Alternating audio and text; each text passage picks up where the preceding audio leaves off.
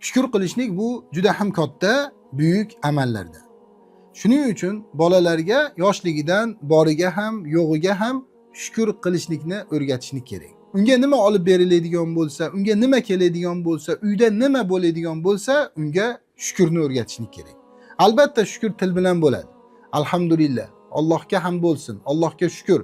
Bu narsani og'zaki bolalarga berilishligi kerak. Va undan keyin qalb bilan bo'ladi.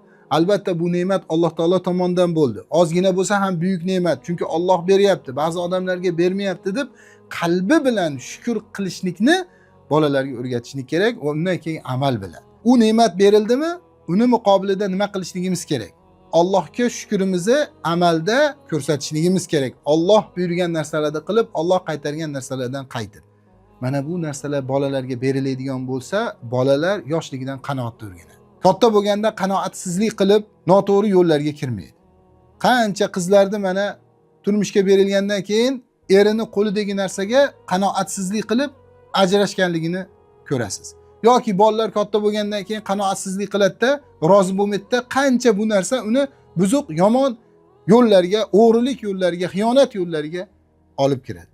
Shuning uchun bolaga shukr qilishlikni o'rgatiladigan bo'lsa, bola boriga ham, yo'g'iga ham qanoat qiladi va bu bilan u Alloh subhanahu va taologa qul ekanligini doim ko'rsatib yashaydi.